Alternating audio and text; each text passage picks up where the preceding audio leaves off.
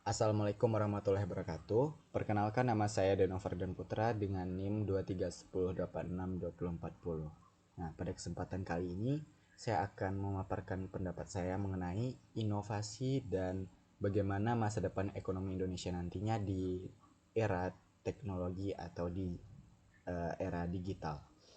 Nah, seperti yang sama-sama kita ketahui, pada masa ini adalah masa yang penuh dengan teknologi canggih. Jadi tak asing lagi bagi kita untuk memakai inovasi-inovasi baru yang berbau teknologi canggih, karena kita sudah didekatkan dengan teknologi-teknologi tersebut.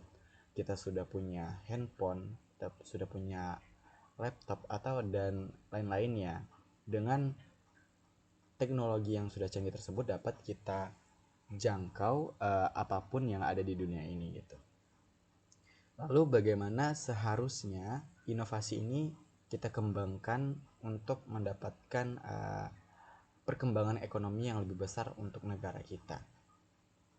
Sebenarnya perkembangan teknologi ini adalah pendorong utama pertumbuhan ekonomi di berbagai negara nih teman-teman, termasuk negara kita. Karena inovasi teknologi merupakan peran kunci untuk menciptakan peluang baru, meningkatkan efisiensi, dan mengubah bagaimana cara kita hidup dan berinteraksi. Lalu bagaimana peran teknologi uh, meningkatkan perekonomian kita di negara Indonesia? Nah, peran inovasi teknologi dapat dilihat dari berbagai sudut pandang ya teman-teman. Melalui inovasi, mungkin contohnya perusahaan untuk menciptakan dan memperkenalkan produk atau layanan baru ke pasar. Nah, mengembangkan teknologi baru atau memanfaatkan teknologi yang ada dengan cara baru, perusahaan dapat meningkatkan efisiensi produk, meningkatkan kualitas produk, atau menghadirkan solusi yang lebih baik untuk kebutuhan konsumen. Nah, ini tentu mendorong pertumbuhan sektor bisnis, menciptakan lapangan kerja baru, dan menghasilkan pendapatan yang lebih tinggi. Nah, ini benar banget teman-teman, untuk contohnya untuk menciptakan lapangan kerja baru. Sebelumnya teman-teman sadar nggak sih, sekarang banyak banget pekerjaan yang muncul akibat banyaknya inovasi teknologi sekarang ini. Contohnya social media spesialis.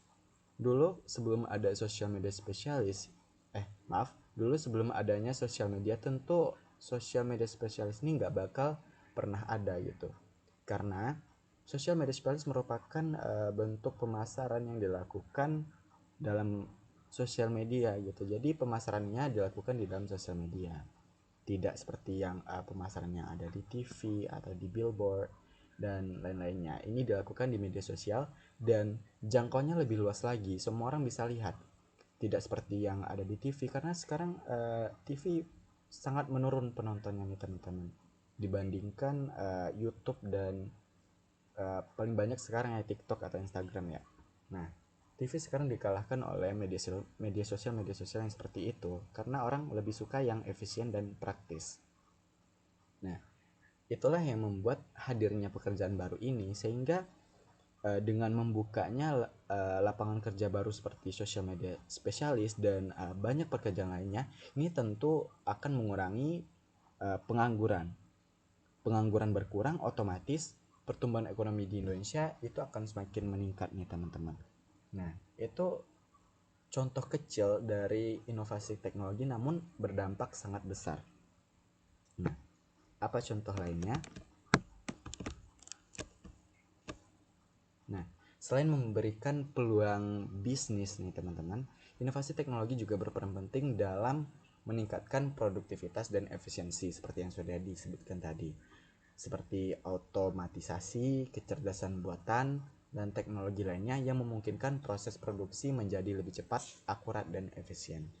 Nah, hal ini tentu mengurangi biaya produksi, mempercepat waktu pengiriman produk, dan memungkinkan bisnis untuk bersaing secara lebih efektif di pasar global. Nah, seperti yang mungkin yang terjadi beberapa bulan lalu, mungkin yang kasus Tanah Abang hampir ditutup, sehingga pemilik toko-toko yang ada di Tanah Abang itu protes ke pemerintah untuk menutup e-commerce yang ada di TikTok. Nah, mungkin teman-teman pada tahu ya tentang berita ini. Nah, ini salah satu apa ya, mungkin sedikit dampak negatif dari adanya inovasi ini, karena sebagian orang yang tidak mampu bersaing itu akan menjadi kalah dengan orang yang telah mengikuti perkembangan zaman dan perkembangan teknologi ini. Karena mungkin tanpa kita sadari ya, kebanyakan dari kita itu lebih suka berbelanja secara online karena terbukti lebih efisien dan tidak harus memakan banyak waktu, dan kita juga bisa menyimpan tenaga kita lebih baik lagi daripada harus berbelanja ke tempatnya langsung. Namun di balik itu juga ada kekurangannya dari berbelanja online, seperti ditipu atau barang yang tidak sesuai. Namun di balik itu kebanyakan kita sudah cerdas dalam memilah uh, dan memilah berbelanja secara online. Jadi persentase tertipu itu lebih berkurang sekarang. Nah, kembali lagi ke kasus Tanah Abang tadi. Jadi orang-orang yang tak mampu bersaing, otomatis produk yang mereka hasilkan itu tidak laku, sehingganya mereka menyalahkan teknologi atau inovasi baru ini, yang sebenarnya jika mereka pelajari itu akan menguntungkan juga bagi mereka. Itu nih teman-teman. Nah, itu salah satu dampak inovasi teknologi yang hadir pada zaman serba digital ini. Nah, tentu ini akan meningkatkan pertumbuhan ekonomi Indonesia jika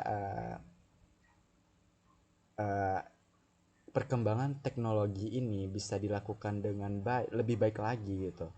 Ini pasti akan memberikan dampak yang sangat signifikan bagi pertumbuhan ekonomi di Indonesia.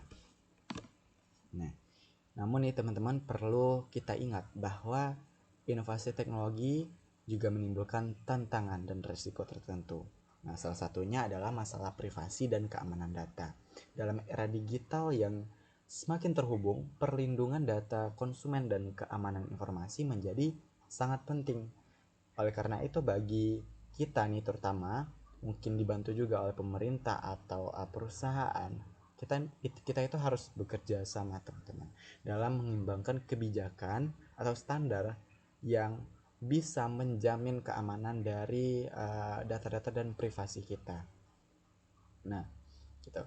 Jadi secara keseluruhan dapat kita simpulkan bahwa inovasi teknologi itu sangat berperan penting dalam perkembangan dan pertumbuhan ekonomi yang ada di berbagai negara termasuk Indonesia.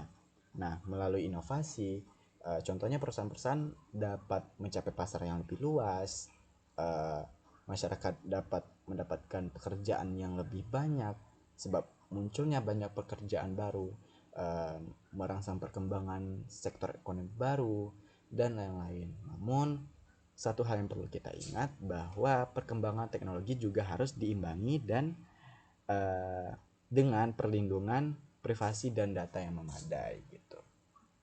Baik, sekian penjelasan mengenai inovasi dan bagaimana masa depan ekonomi Indonesia mendatang di era serba digital dari pendapat saya pribadi. Nah, saya akhiri.